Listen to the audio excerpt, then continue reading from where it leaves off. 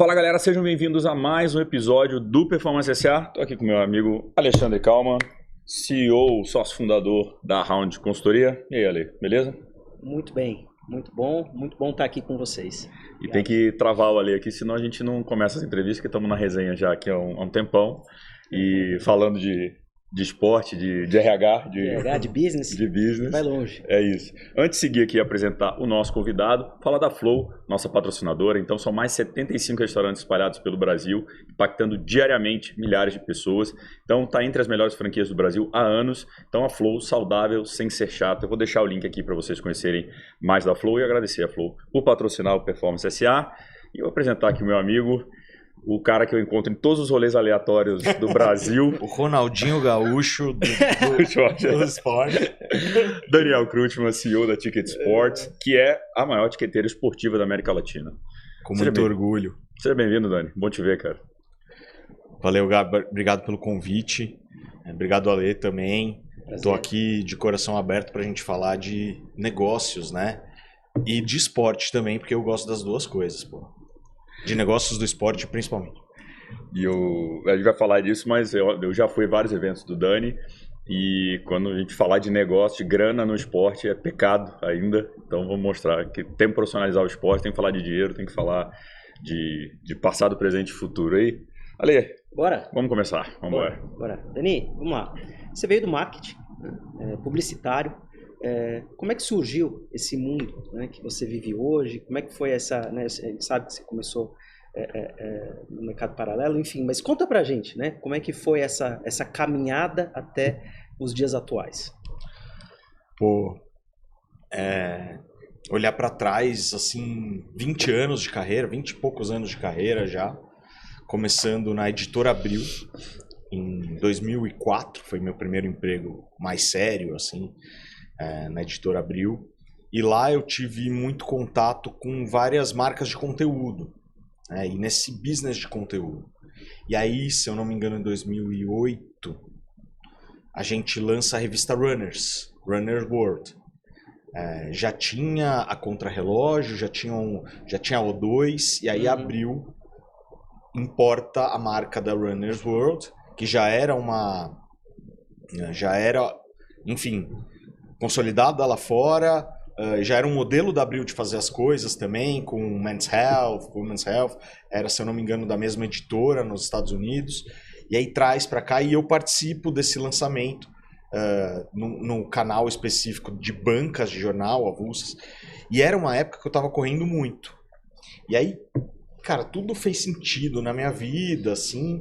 E aí eu saio da Abril no final de 2011, tendo também feito alguns projetos de Copa do Mundo, vários, na verdade, projetos de Copa. Sempre que tinha um projeto de Copa do Mundo na Abril, eu tava dentro. Lançar DVD, levar executivo pra Copa. Então, sempre gostei, cuidava de placar, de 4 rodas. Gosta de futebol também? Eu sou um corintiano, muito corintiano. Muito corintiano, você sabe. Mas, enfim... Tem dois sofredores aqui, então.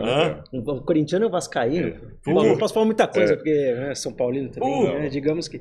Mas enfim. Vamos falar de negócio. Vamos voltar pro tema aqui. São Paulino e vascaíno estão piores. Não, estamos bem. Nesse momento também. Acho que aqui você que tá o pior dessa história. Nesse momento. Hoje, na foto de hoje. Mas, enfim, aí eu saio tal, e vou para Iguana Sports. A Iguana Sports, que até hoje, e principalmente hoje, é talvez uma das entregas de mais excelência em termos de experiência esportiva. Passo por lá num período que houve uma migração de volume de receita do patrocínio pro inscrito, para o público final. Então foi do B2B para o B2C. Teve que ser numa velocidade muito rápida, e a gente aprendeu ali a como vender inscrições. Eu fico 4 anos lá. E aí em 2016 eu vou pro que era na época o Ticket Agora, que era na verdade, uma fusão entre Acesso Core e o WebRun. O WebRun formado pelo Renato Cuquier e André Chaco, Acesso Core pelos irmãos Caio e Deni Carvalho, de Curitiba e São Paulo. E aí nasce o Ticket Agora, com esse medo assim de se posicionar ainda de mercado, com esse nome genérico do tipo, e se amanhã a gente quiser vender show? E se amanhã a gente quiser vender ingresso de cinema? E aí a minha chegada em 2016 dá um viés muito... já era super claro, né? Veio de WebRun, veio da Acesso Core, todas do segmento esportivo. Mas a gente acaba começando a afunilar, até virar o Ticket Sports. E aí o Ticket Sports, a marca é lançada no início de 22. Porque a gente já sabia que queria, mas tivemos que esperar a pandemia passar. Toda a ideia, exato, aí tem a pandemia, você fala, cara, o que vai acontecer? Ela parou durante 2 anos, assim. Será que o meu negócio vai existir depois? Será que a gente vai conseguir sobreviver? A gente sabia que ia existir. O ponto era, como que a gente sobrevive sem receita? E aí, então acho que esse é um panorama de por que eu cheguei onde eu cheguei. Então, era um viés muito de conteúdo. O Ticket Sports, ele nasce de dentro de um projeto de conteúdo. Eu fui ser organizador por 4 anos.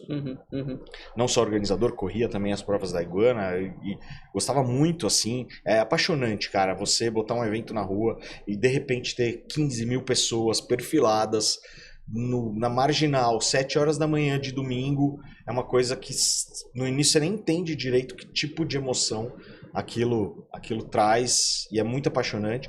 E aí eu fui partir para essa coisa da facilitação digital, que é hoje o papel principal do Ticket Sports. É uma grande ponte entre milhões de atletas. A gente vendeu 3 milhões de inscrições no ano passado. Esse ano vamos passar disso, 3 milhões e 500, se der tudo certo, 4 milhões, para mais de 4 mil eventos e quase 1.000 organizadores clientes.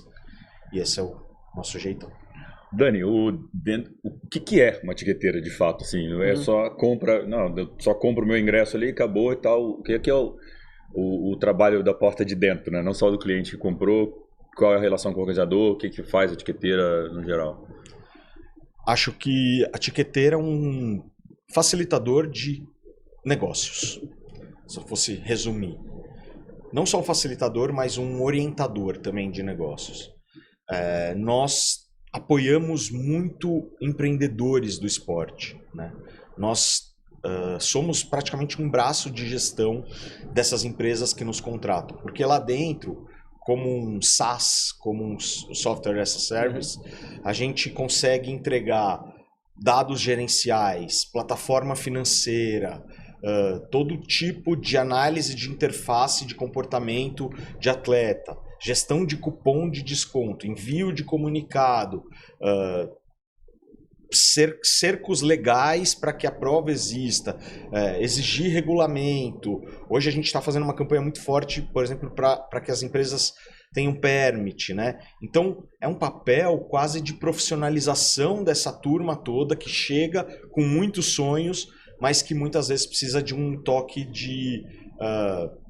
acho que a palavra é profissionalização mesmo, repetindo, para entrar no eixo. Então, é isso. Nós somos um SaaS, uma plataforma, mas feita por humanos que entendem muito daquilo que elas estão fazendo. Então, a gente acaba sendo um braço direito muito focado nos produtores de evento. Muito focado nos organizadores. Não, e você citou um ponto super interessante, dados, né? E a gente vive uma era de dados. A gente aqui, como Round, inclusive, recrutando, não é incomum fazer posições para todas as áreas nas quais o profissional precisa conhecer muito, né, de analytics. Né? Eu entendo que você tem uma volumetria absurda de informação que muitas vezes até, né, a tua ponta ali, o teu cliente, não o B2B2C, mas o B2B, né, é o seu cliente, né, intermediário e tudo mais. Exato. Muitas vezes eles não têm. Né? E aí eu queria entender contigo como que é essa relação de troca com o seu cliente, né? Até para potencializar a experiência, né, aí sim, né, do usuário final, no caso o corredor ou no caso o triatleta. Depois a gente vai explorar um pouco mais as frentes que você também ataca, enfim. Nesse sentido, eu acho que nós somos relativamente felizes ao implementar isso como cultura. A questão dos dados e principalmente da curadoria deles e de devolver para o mundo tudo que a gente sabe é algo incrustado no que a gente é. Então, nós usamos isso como um hack de aprendizado. E aí que tá, o ponto é, nós não acreditamos mais em deter informação como poder. Nós acreditamos que uma empresa que aprende rápido e que muda rápido tem muito mais chance de crescer e de sobreviver do que uma empresa que está abraçada ali nas informações. Então, como cultura, nós, toda vez que descobrimos algo novo, contamos para o mundo. Seja isso dentro do nosso volume gigantesco de informações, e você falou muito bem, que giram dentro da plataforma, seja nas percepções também empíricas e muitas vezes estatísticas com análise que a gente consegue absorver das conversas que a gente tem com esse universo. Então, a crença e aí, terminando minha fala, que toda vez que você tem uma informação e você devolve ela para o mundo, você se vê naturalmente obrigado a aprender alguma coisa nova. Uhum. E aí você vira uma organização que aprende. Se você fica obcecado em devolver, toda hora você está tendo que aprender alguma coisa nova. E esse ritmo é quase um hack para virar uma organização que aprende o tempo inteiro e para ter profissionais que aprendem o tempo inteiro. Então, a gente é estimulado a devolver tudo que a gente conhece para o mundo. E é uma grande vantagem competitiva, né? Eu imagino que seja um dos pilares do seu negócio, né? Você fideliza os seus clientes também dessa forma, né? É uma troca que é um ganha-ganha, né? De fato é um ganha-ganha, sem dúvida. E eu falei isso com o Dani, que é muito legal, tipo, você solta anualmente lá a pesquisa, cara, você baixa lá a pesquisa e cara, são dados que ele poderia falar, cara, são meus, eu vou usar isso aqui. Não, toma o mercado, vamos entender como é que tá, para onde tá indo, porque, cara, não é só o organizador, são as marcas também que, cara, muitas vezes não tem nenhum direcionamento e aí conseguem entender, então virou já um negócio que é esperado pelo mercado, até uma pressão maior, né? Fala, cara, agora tem que ter, mas que isso é legal, acho que o mundo hoje é muito colaborativo, né? Conteúdos e tal. É partir também de uma lógica muito mais de abundância do que de escassez, sabe? Não tem só um jeito de crescer, não...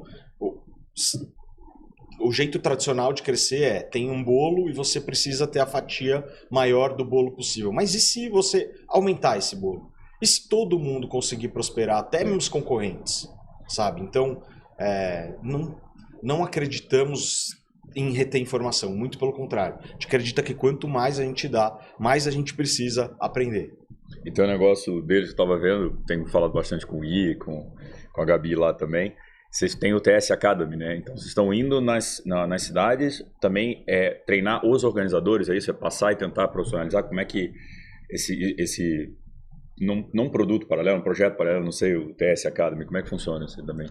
O Academy é isso, assim, é uma experiência imersiva para os players locais. Então, a gente já foi para Salvador, a gente estava agora em Curitiba, Florianópolis, só para cliente Rio de de vocês? Janeiro. Só para cliente, mas normalmente não vai só cliente, vai assim, gente do Prospect segmento também vai também, muito influenciador tem ido, muito jornalista tem ido, muito profissional de mercado não tão endêmico, mas que quer entender, e a gente traz cenários de mercado, cenários locais, né, perfil de público, etc, e também falamos de negócio e tentamos dar esse passo de profissionalização e de mentalidades que a gente gostaria que todo mundo tivesse, e que a gente faz esse trabalho de formiguinha para passar para o...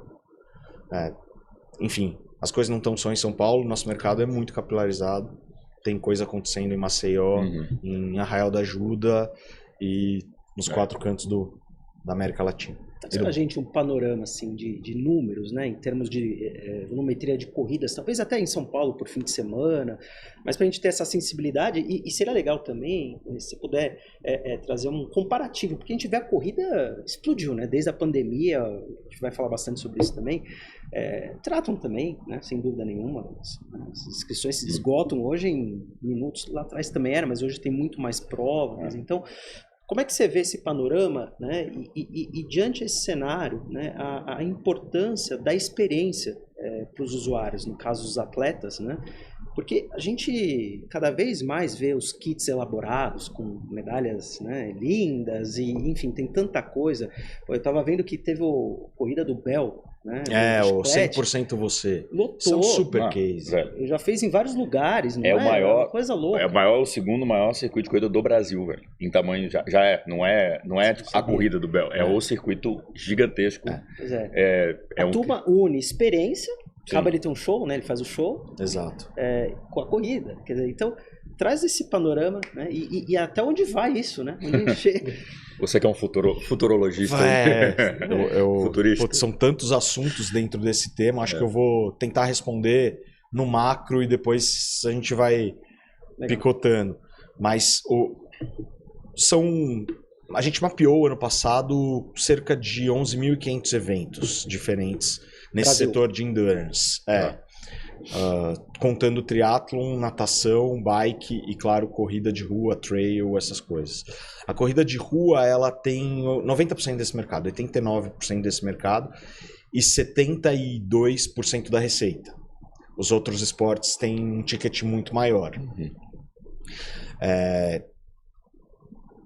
Dentro deste universo, a gente também já mapeou e tem na nossa base de dados cerca de 15 mil organizadores que estão ativos, mas que podem já ter feito algum evento conosco ou com outros players alguma vez na vida. Com uma taxa de mortalidade gigante. São cerca de 40% das empresas que faziam eventos com a gente lá quando a gente começou não existem mais. Pandemia, obviamente. A pandemia, mas também uma sensação de baixa barreira de entrada. Exato. E muitos sonhos que no fim eram sonhos mesmo e não foram pra frente. E é um negócio caro, né? E as pessoas não acham, é louco isso. Quem olha de fora tem a sensação de que é fácil fazer um evento. De que dá dinheiro fácil, né? A gente vê muito esse discurso, principalmente em rede social. É lógico que a rede social tem aquele super viés de quem odeia alguma coisa vai lá falar. Quem tá de mal com a vida vai lá falar. E quem tá de bem com a vida não comenta em rede social, cá entre nós. Raramente, né?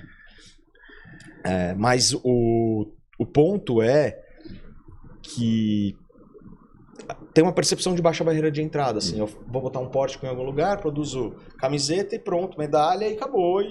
E quando você vai ver, é um negócio que envolve uma gestão de staffs muito estressante. Né? Você precisa de milhares de pessoas dependendo do evento. Uma pressão por números dura também, porque o preço, apesar de estar subindo todo ano, sobe menos que a inflação. Né? E principalmente depois da pandemia, os insumos ficaram muito mais caros. Fazer camiseta, na época que eu estava na Iguana, custava R$15, agora custa 30. Uma camiseta razoável. Sim. Mesmo num volume de milhares. E aí você faz 3 mil pessoas, 5 mil pessoas, Exato. multiplica essa diferença, o impacto que tem na planilha. O custo marginal nunca tende a zero. Você pega uma empresa digital, como a minha, você consegue fazer um modelo de autosserviço que o custo marginal vai tender a zero. Sim. No modelo que você precisa entregar kit, jamais. Jamais. Então, acho que tem esse panorama de um volume muito grande de eventos, um volume de empreendedorismo também relativamente grande, um mercado atrativo, uma percepção errada de baixa barreira de entrada e um volume de provavelmente 1,4, 1,5 bilhão de reais só em inscrições girados no Brasil, o que é pouco, bem pouco, se você comparar com outros países. Especialmente Estados Unidos. Especialmente Austrália, Estados Unidos, né? mas Austrália. Austrália, benchmark. Eu vejo. Eu vejo. Você tá ligado, Eu vejo irmão. relatório, pô. Cara, a Austrália tem uma inveja, assim, porque eles têm 20 milhões de habitantes, 25 milhões de habitantes, no total, no país inteiro, e um mercado 5 vezes maior que o nosso em termos de grana. Que loucura. O volume de pessoas é 10 vezes menor e o mercado é 5 vezes maior. É que É cultura, né? a cultura Total. deles é muito... Nasce fazendo Você vê como esporte, eles performam bem em Olimpíadas, Pois é. natação... Todos os esportes, né? Mas você vê esse cenário mudando no Brasil? A cultura tá mudando disso né, pós-pandemia, né? Tratou o esporte, tratando isso como você vê nas corridas de rua, o poder público, né? Porque você precisa da autorização do poder público. Você tem visto isso melhorar? Cara, assim... E aí eu vou para um outro lado. A minha esperança vem das ruas. Olha que frase. Que anárquico. Que anárquico, é. Há hoje uma sensação de que furamos uma bolha.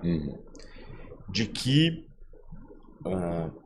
movimentos populares espontâneos, tipo treinões, tipo comunidades, clubs, crews, têm colocado uma pressão social muito mais intensa do que o que as empresas conseguem sozinhas. Além disso, a CBAT, por exemplo, está muito mais forte. A CBTRI, eu vejo um aumento de relevância nos últimos anos. Trabalho do Castilho, agora do Sandro, né? A Abracel, Associação Brasileira dos Organizadores. Então, sim, está se organizando mais para ganhar poder político. A gente vê algumas iniciativas. Agora teve a Maratona do Paraná, absurdamente apoiada pelo governo do estado, né? Com inclusive o Ratinho Júnior usando como plataforma política, o que é ótimo, Como tá? ele fez com o Iron Man. Eu ia falar isso. Ele fez com o Iron. Fez com o Galvão. O Galvão foi lá falar com ele. Foi uma demanda do governo, inclusive. Exato. Eles chamaram para fazer, não foi ao contrário. Né? E foi excelente. Foi. Fiz a prova. A prova foi boa, né? Excelente. E então, assim, tem alguns passos nesse rumo, sim. Ainda tem muita coisa para fazer. Você tava falando, tava lembrando, cara, BH vai ter a maratona de BH agora. Não tinha. Maceió vai ter primeiro esse ano. Vão ter duas ainda. E não tinha, então olha o tanto que ainda tem de espaço, de coisa, porque realmente você vem em São Paulo você tem 4, 5 por final de semana, né? Às vezes. Maratona mesmo tem corrida, duas. Mas corrida você tem todo final de semana. Aí maratona é um movimento que é global, né? Ho Chi Minh, no Vietnã, tem 7 maratonas. Sério? Em uma cidade. Caraca. E é assim, tem pouco melindre com maratona lá fora, assim. Aqui que a gente tem um pouco mais de dificuldade e um pouco mais de, vamos dizer, coloca um pouco mais no pedestal. Lá tem uma cultura maior de correr grandes distâncias. E aí, cidades da Ásia, como essa no Vietnã, tem 7 maratonas numa cidade só. E tem um mercado também que está em ebulição, que é o turismo, né? O turismo do esporte, né? Enfim, quantas pessoas a gente conhece que vão rodar o mundo para fazer as majors, que vão rodar o mundo para, né, aproveitam, porque é um tênis que você põe na mão, você vai com a família, corre e depois, você vai conhecer um país diferente e tudo mais, quer dizer, então é muito bacana isso, né? E aí tem um segundo ponto, que queria ouvir teu ponto de vista, obviamente, é o lance, né, da mídia social, né? E aí eu vou fazer uma analogia, inclusive voltando também para o mundo aqui, a realidade, né, de recrutamento, a gente vê muito, né, como benefício das empresas questões ligadas à saúde, seja pela saúde mental, né, ou, né, a questão física, que está absolutamente atrelada uma coisa à outra. Então onde que eu quero chegar? Você tem as empresas que estimulam, o L-Hub, Total Pass, enfim, tem uma série de plataformas, né? As pessoas fazem, né? Legal, a gente vê isso crescendo, né? Os números aumentam. Tem um lado muito bacana da mídia social, né? A consequência positiva, e tem um lado que, no meu ponto de vista, também pode ser uma armadilha, né? O lance da pessoa correr para tirar foto, viajar, né? Eu tô voltando no tema, viajar para correr a maratona, eu falo, tirar a foto ali, o instagramável, né? Até que ponto a saúde mental é uma linha tênue, né? A saúde mental, ela começa a não ser mais saúde quando a pessoa fica naquela noia de, cara, eu não tô correndo porque eu quero ser saudável, tô correndo porque eu quero postar, né? Mesmo com todo esse incentivo das empresas e tal. Quem tá de bem com a vida, né, que você falou. Mas as redes sociais são a coisa mais legal e a pior coisa ao mesmo tempo que tem nesse setor, né? Fica refém. Eu, pessoalmente, não gosto, mas tento compreender a pressão por divulgar e por ser fitness nas redes sociais como uma coisa que a gente vai ter que conviver com. Até porque o efeito colateral é positivo. Então, que seja para postar. Desde que você esteja fazendo alguma coisa. Porque imagina que essa pessoa, ela vai postar alguma coisa de qualquer maneira. Ao invés de postar o rolê, ao invés de postar, sei lá, sobre Carrão, compras, né, sobre recebidos, que ela poste o momento esportivo dela. E que isso influencie outras pessoas a começar. Então, olhando o lado cheio do copo, é uma mega ferramenta que turbinou o crescimento desse setor, sem a menor sombra de dúvida. Junto disso vem o que você falou, que é essa dor da dependência emocional da validação do outro com relação ao que você faz, em tese, que deveria ser para você mesmo. Uhum. Então, a gente vê conceitos já antigos, tipo FOMO, tipo ansiedade social, aflorando muito nesses momentos. O ano passado a gente teve um caso clássico disso, que foi uma besteira, uma bagunça, um erro fatal que a gente fez na abertura de inscrições de São Silvestre. E não era esse o intuito, mas no fim a gente teve um tubo de ensaio ali para observar o volume de ansiedade social pelo fato da possibilidade de não estar na corrida, que tinha 55 mil vagas liberadas e nenhuma mais do que isso, e a possibilidade de não ir, o que fez com certas pessoas que acusaram a gente, a São Silvestre, de ter estragado, você estragou a minha vida. Você acabou comigo, você acabou com a minha existência, não tem mais razão de eu ser. Para que eu fiz tudo isso até hoje? Qual é o motivo de eu estar correndo se eu não posso ir na São Silvestre? Então, não tem como combater, ou pelo menos não vejo como combater, porque é um fenômeno absurdamente mais forte do que qualquer discurso, porque é humano, porque tem a ver com a gente na essência do que a gente é. As pessoas querem ver a vida dos outros, né? Exato. Mas é bom que seja isso, né? Dani, você falou uma transição importante aí sobre o organizador de prova para o vendedor de experiência, né? Você falar.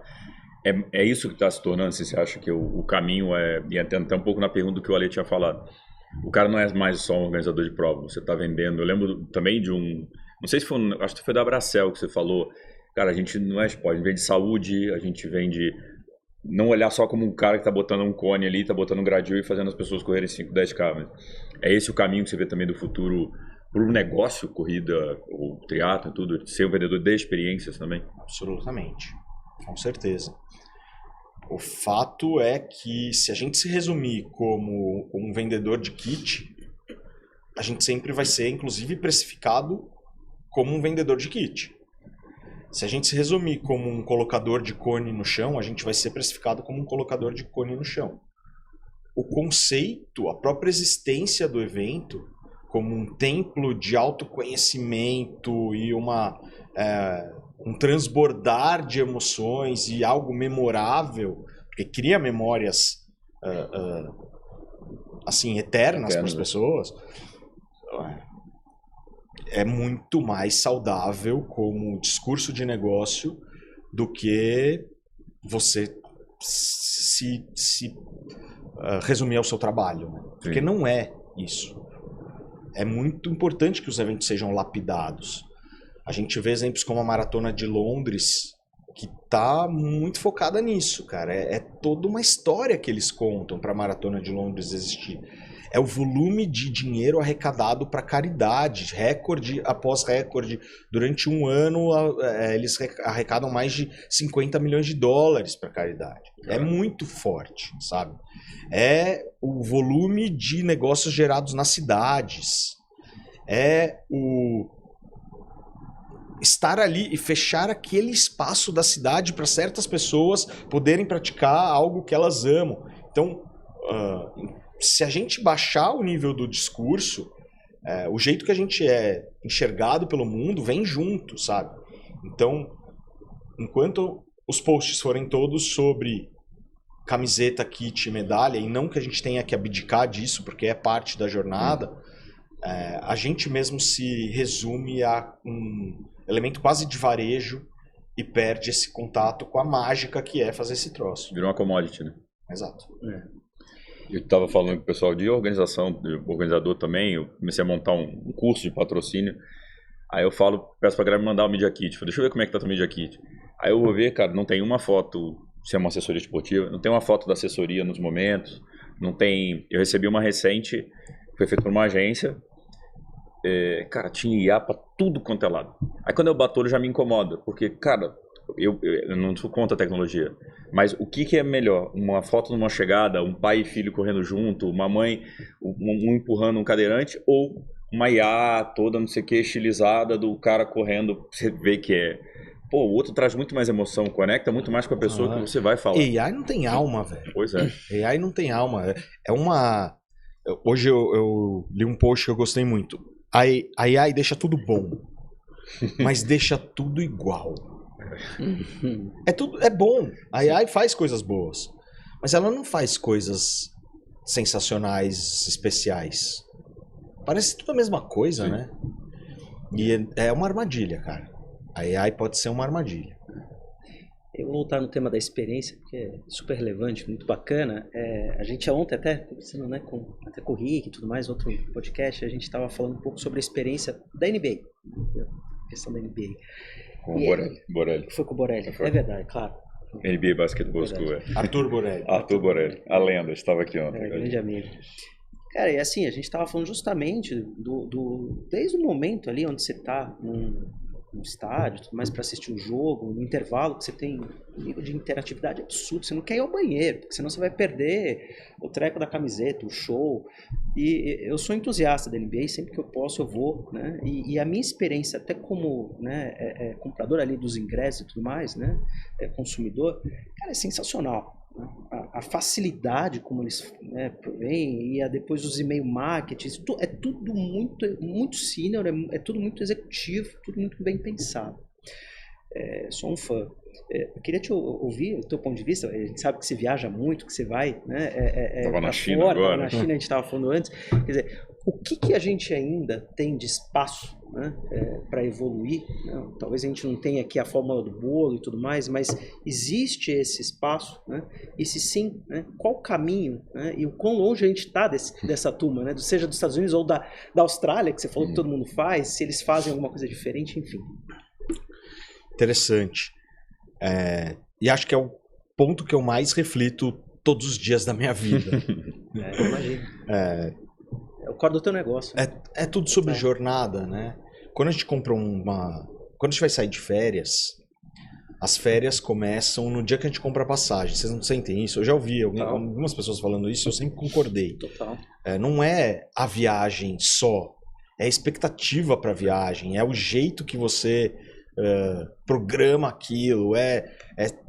E aí a viagem acontece, lógico, que é a parte mais legal. Mas é também sobre jornada, né? A gente está bem longe da NBA.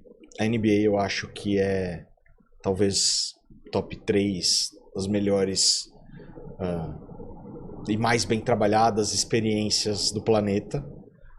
Nós temos um mercado muito heterogêneo.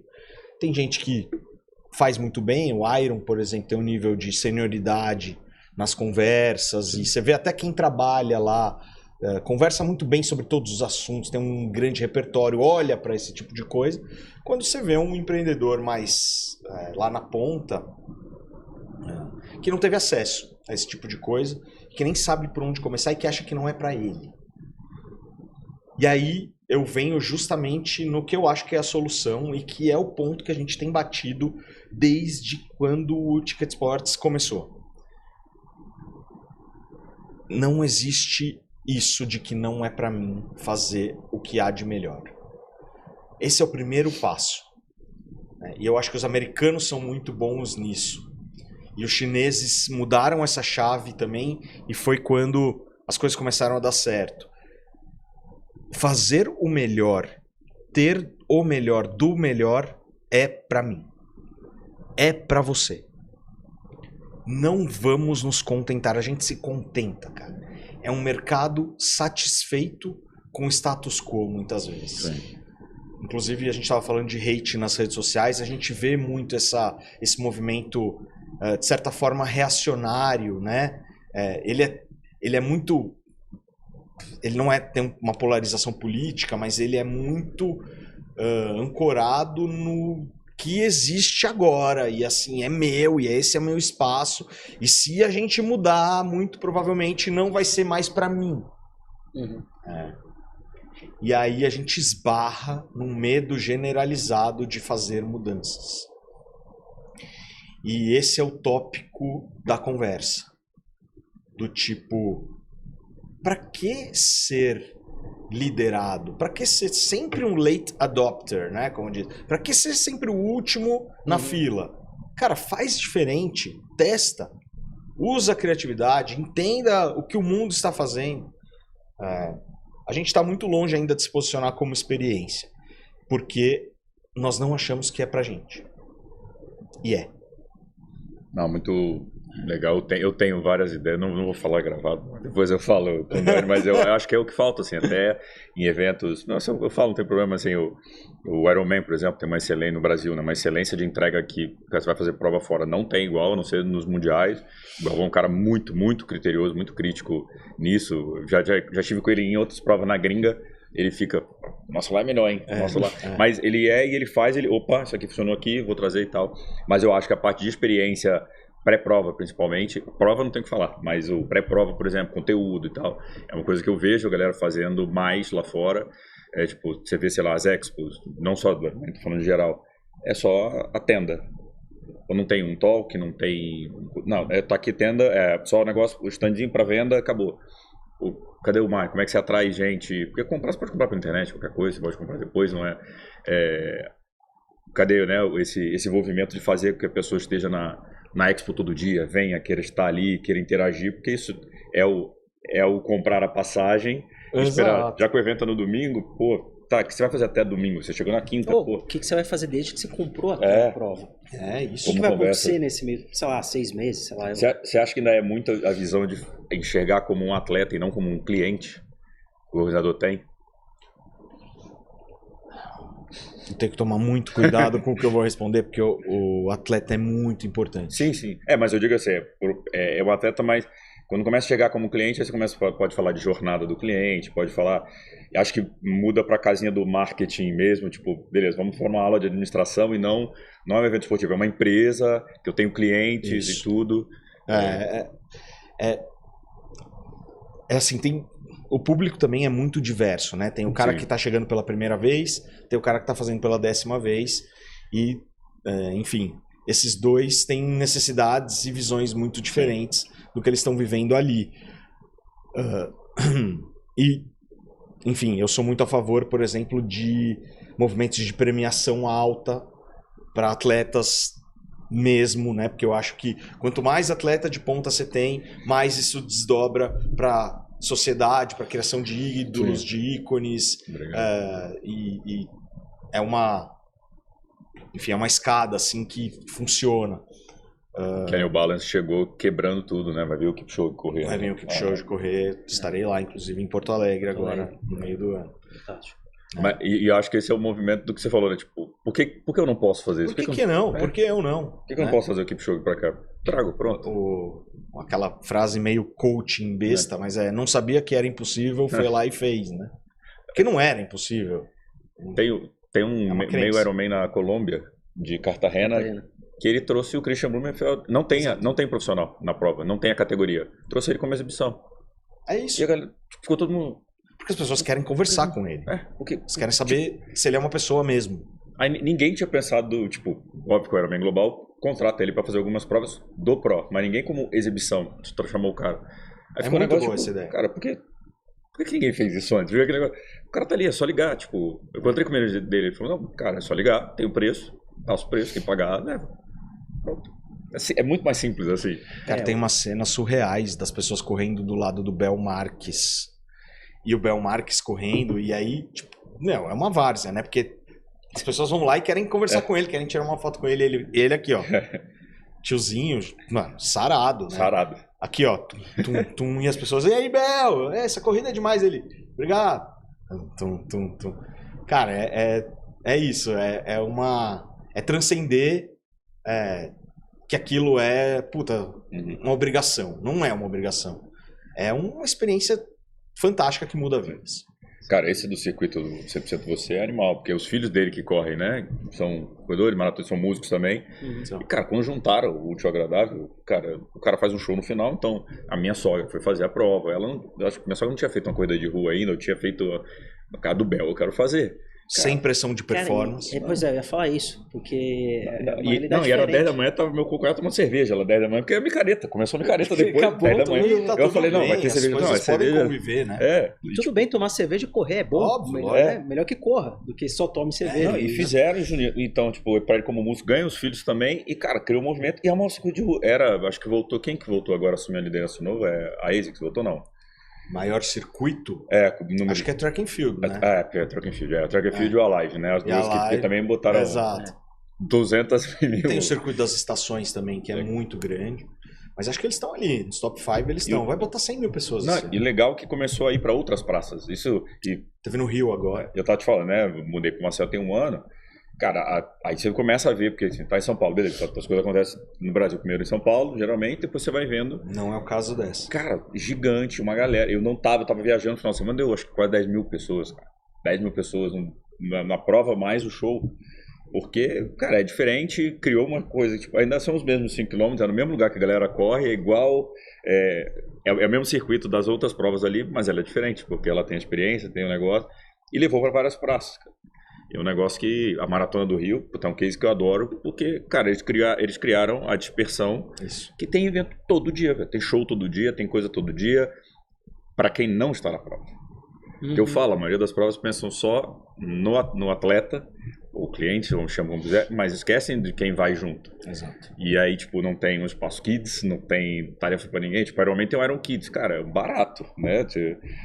Já convivido. Sim. Cara, é animal, a criançada vai, a criança do sangue no olho. Muito e, legal. cara, porque também tem o negócio, você falou da criação de ídolo e tudo, a criança vê o pai ou vê a mãe fazendo, é o esportivo, exemplo. sem a menor dúvida. E, cara, o evento pensado pra criança, não é o que vai dar dinheiro, não é o que dá dinheiro para o organizador, não é, mas ali cria uma fidelização do cliente, né? De falar, cara, tá cuidando de todas as os meus lados. Eu tenho meu atleta, mas também minha família tá feliz, então, ou tá todo mundo feliz aqui, eu consigo fazer minha prova melhor, né? Consigo me dedicar a isso melhor, né? E voltando ao tema, assunto é de grana, né? Falar de... Eu não sei se o Ale ia falar alguma coisa. Você falava, não? Ia falar de pressão de performance, não é? Eu acabei daqui a pouco eu volto. Você volta, pedi porque o papo tá bom, tava ouvindo o gato aqui, enfim, mas eu volto. Cara, nesse meio do caminho teve uma aquisição, né? A Ingresse. Encontrei com vocês no evento, mais um evento aleatório, porque eu e Dani a gente se encontra nos eventos. Aí do nada ele. E foi, acho que sei lá, em um mês a gente se encontrou em 3 eventos diferentes. Sim. E não era nenhum evento da Ticket Sports. Não, era nem evento... do setor, assim, era tipo aleatórios. E aí a gente se encontrou. Evento da construção civil. Pedra fundamental do não sei onde, tá longe lá. E, cara, a gente se encontrou no evento da Ingresse, acho que em 2023, 2024, eu acho, vocês já estavam. Acho que na época já estava negociando. Tava rolando, cara, como é que foi essa questão também? E agora tá desse lado de ser comprado, né? Uma empresa diferente, que era de outro setor, que também enxergou no esporte um negócio, né? Um business financeiro interessante. Acho que tem várias perspectivas.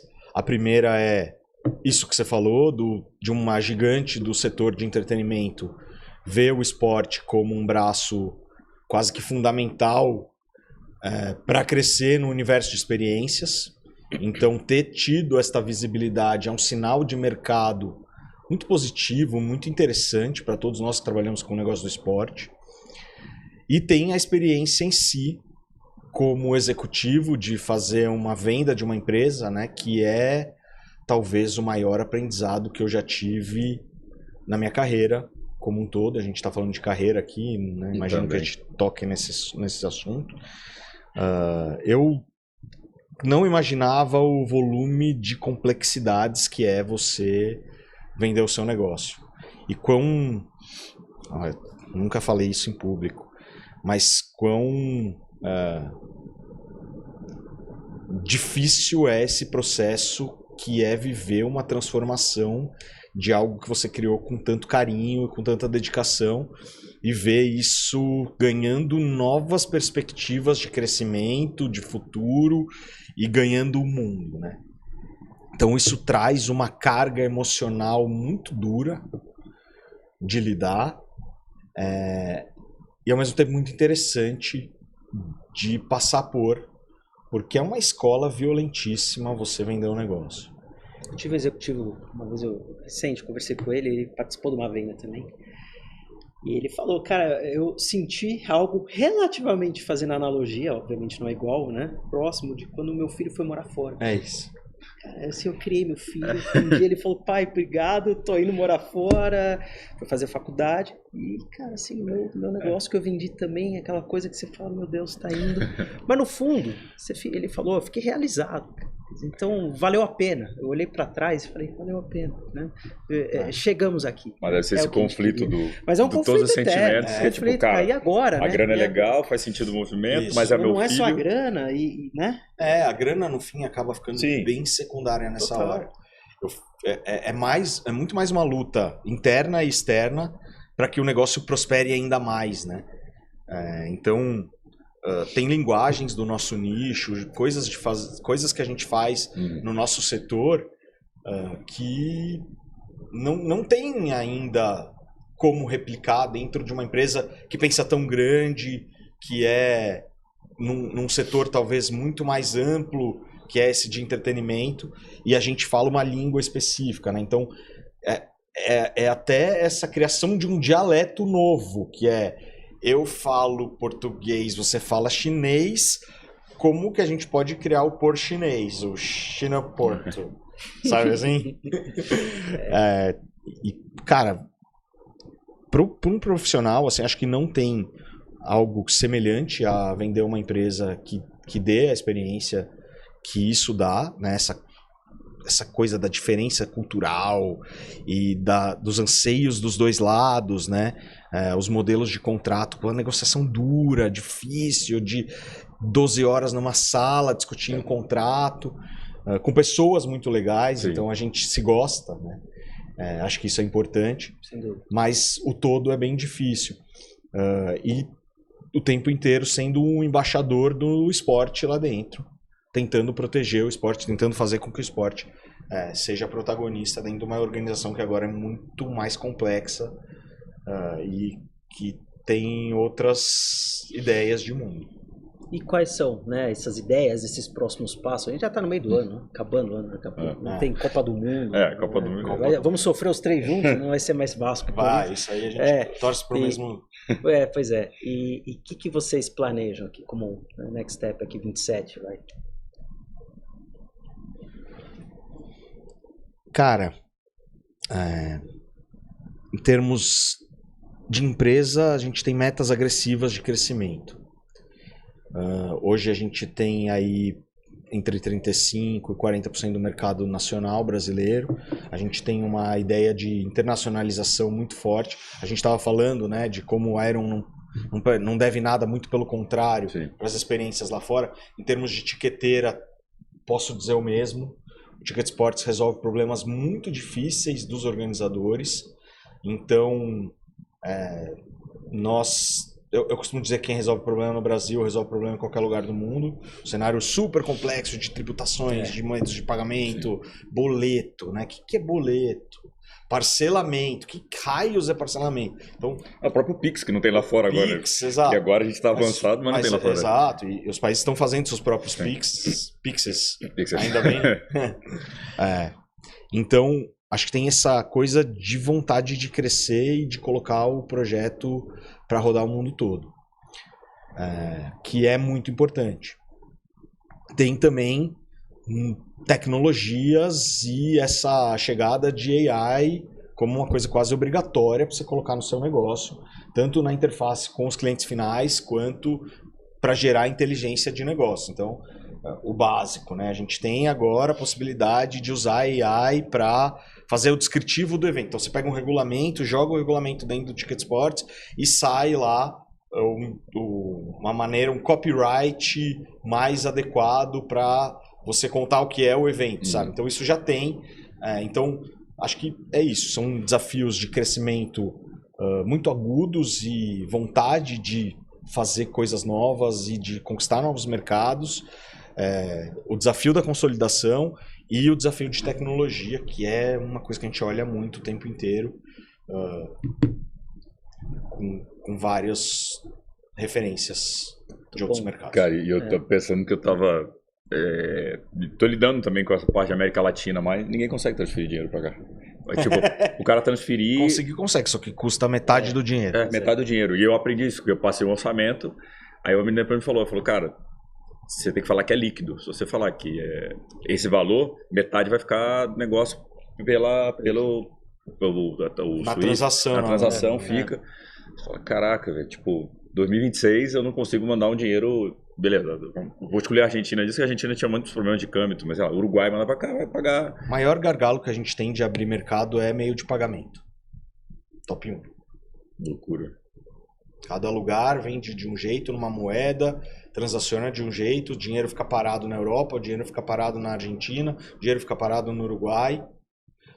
O lugar mais fácil que a gente já operou foi na Venezuela. Olha que antagônico, olha que... Por quê? Porque é tão difícil que quem faz negócio lá só faz negócio em dólar e quase que vem uma maleta de dólares para o cara comprar a inscrição. Assim. Caraca. Que loucura. Então, no fim, eles tiveram que simplificar. Mas, normalmente, é muito caro, muito difícil. Vamos lá pro ping-pong, Ale? Bora, vamos lá. A gente tem um joguinho aqui de ping-pong, bola rápida. Vamos lá, Dani. Escala ou profundidade? Profundidade.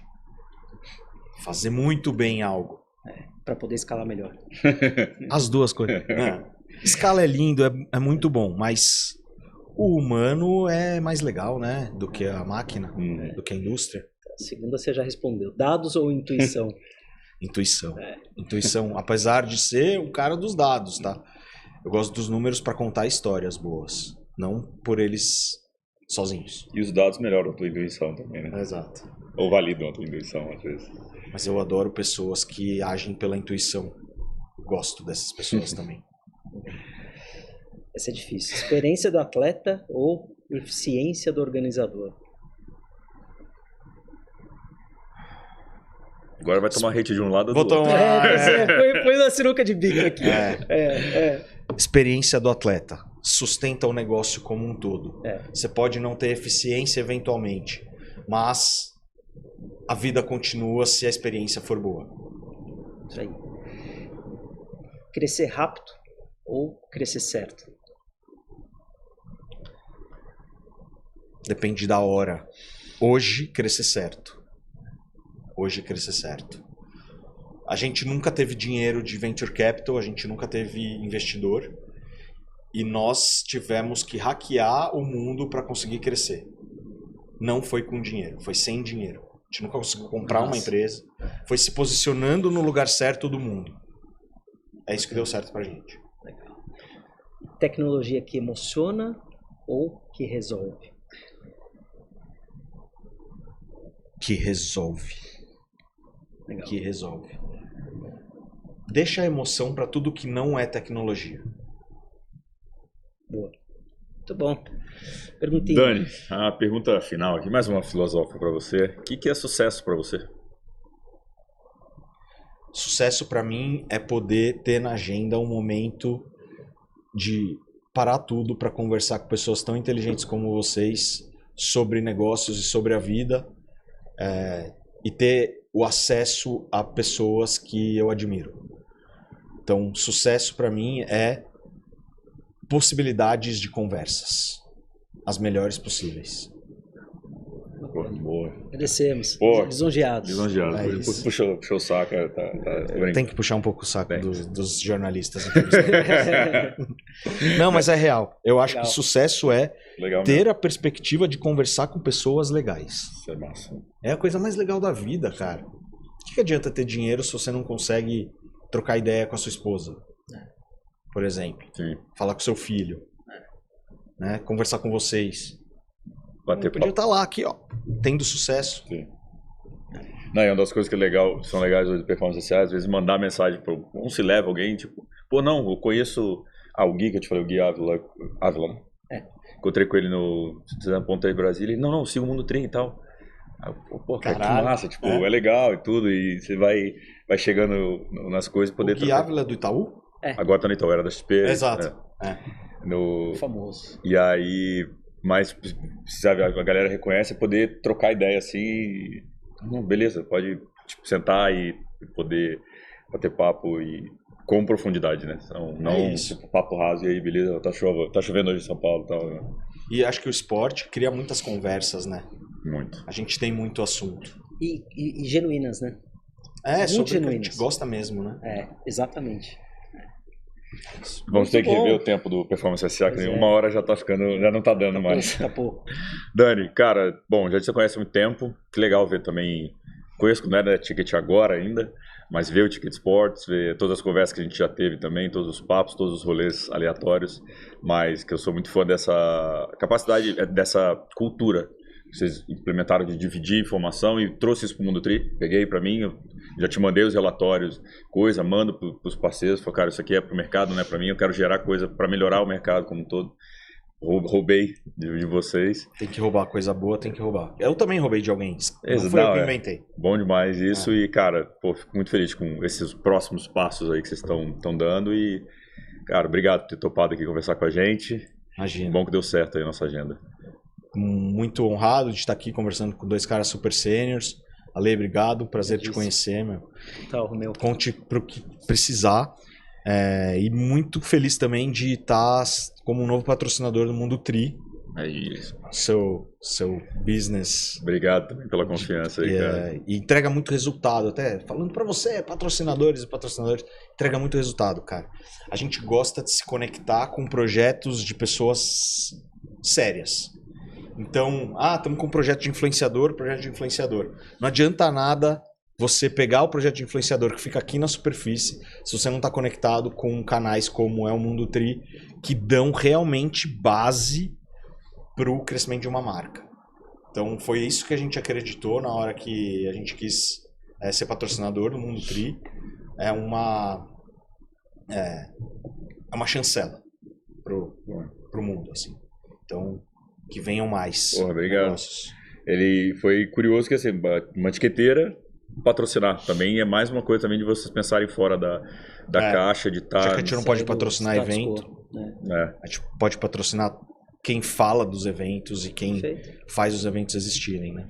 Não, foi bom, fiquei feliz demais também com a possibilidade e com a cabeça disso. Eu falei, quando veio, eu falei, cara, o que a gente vai fazer? Aí quando eu sentei com o Gui e a Gabi pra conversar, eu falei, puta, cara, isso faz sentido demais, porque a tua marca tá ali, tá nos principais players ali, quem faz, tem outros parceiros ali, né, em outros segmentos também, tudo, então, também outra visão de vocês diferente, né, não quero só vender ticket, eu não tô... é a experiência do cliente. É fácil chegar em influenciador, todo mundo tá chegando em influenciador. Sim. E a gente também quer manter a conexão com o influenciador, só que as duas coisas...